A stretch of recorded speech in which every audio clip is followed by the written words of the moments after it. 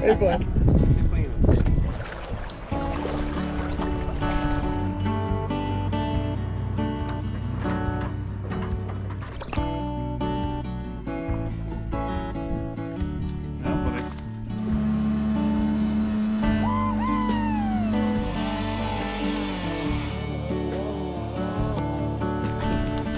Oh yeah, they're in.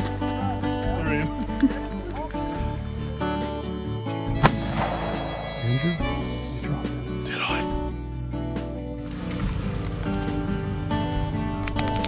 Good.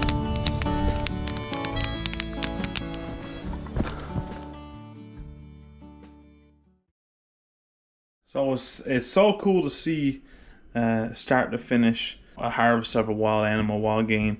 So it's crazy how 3 weeks ago this happened.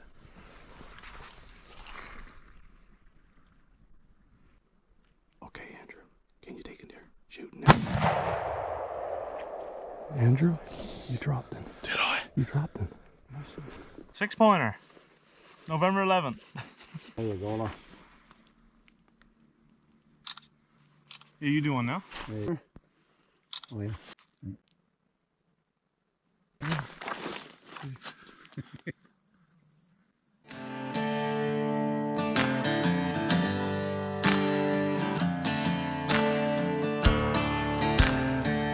Here's a click.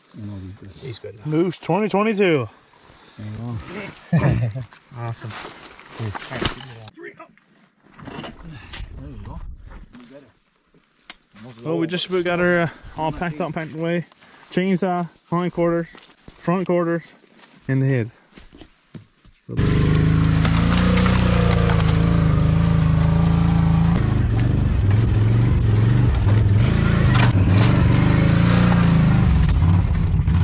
And how 2 weeks ago this happened.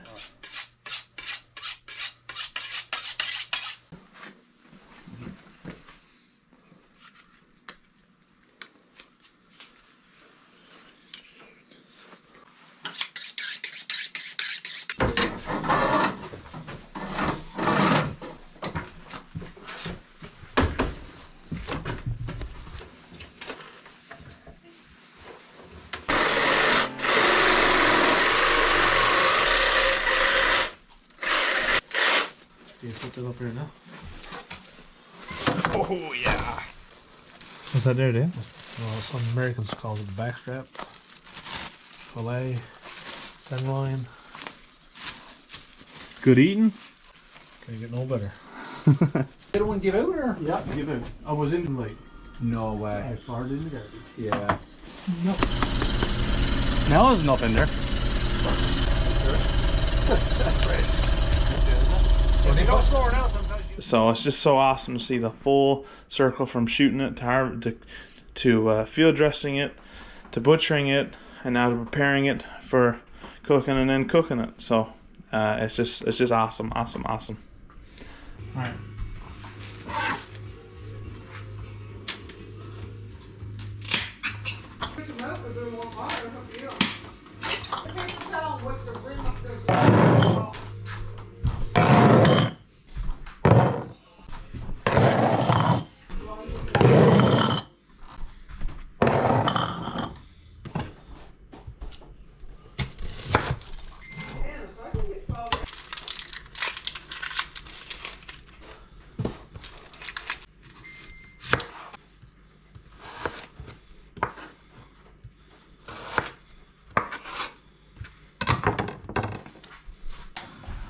Now the recipe I'm doing here now was shown to me by my Aunt Gail.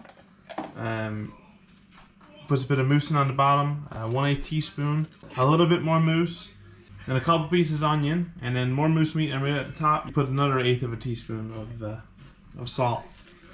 So the pot I got here now is almost a full tray. It's 11 bottles. So anyway, so that's what we'll do.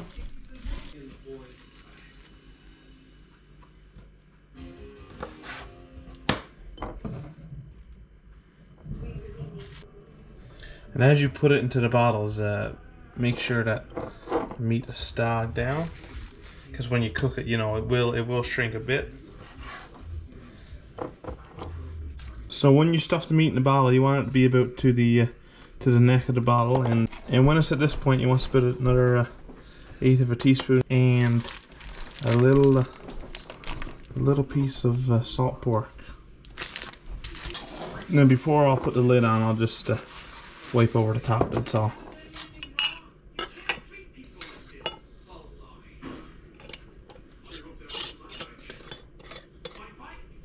And I'll put it on until she's just till she just goes snug, and that one's ready for the pot.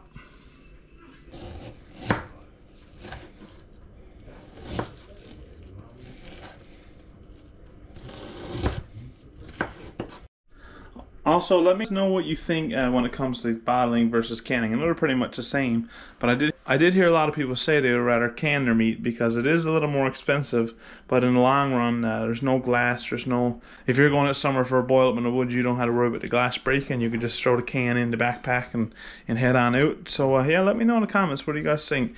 Canning or bottling? Or let me know if you think there's no difference.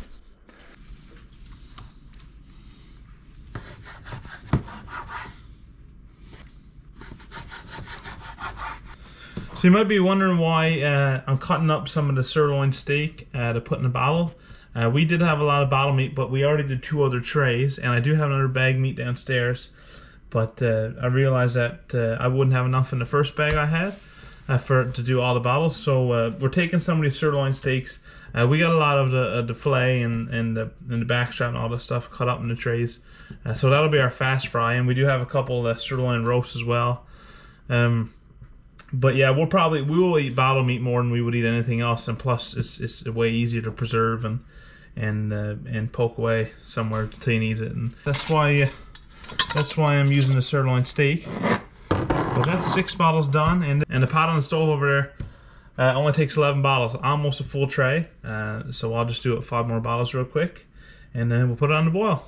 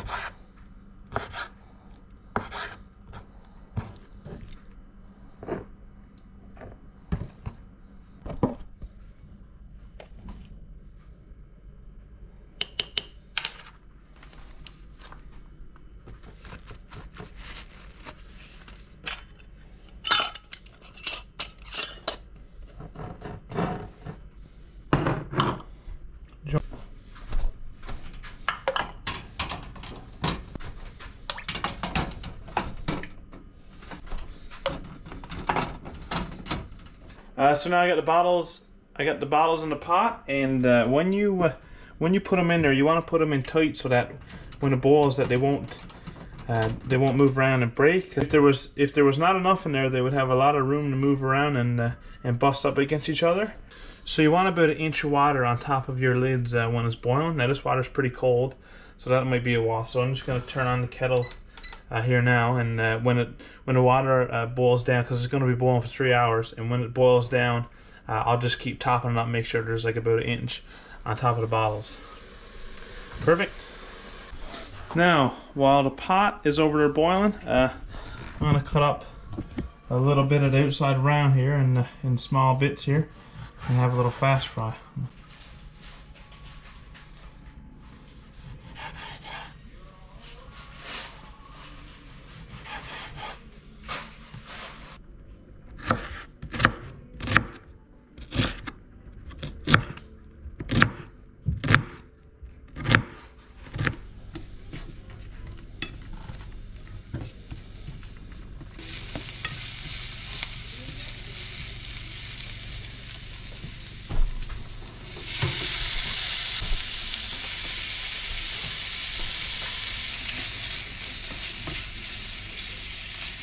Freshly cracked pepper,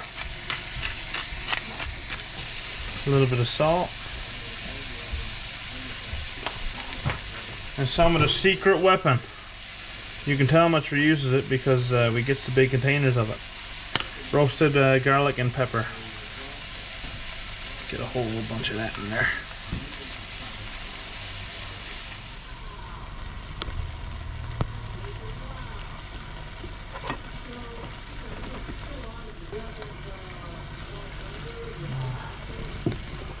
Move some onions.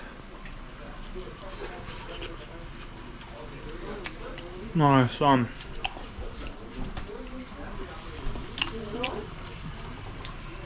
The best. Number one. Can't get no better.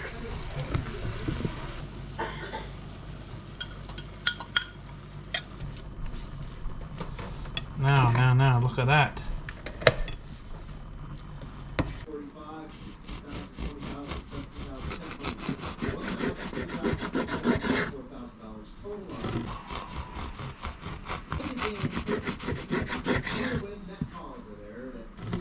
It's just about starting to boil.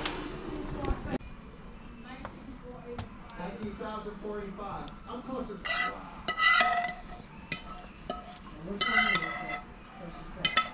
18,534. And Layla, it is.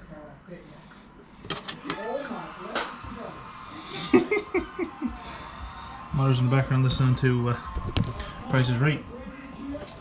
Alright, we got the moose with the gravy.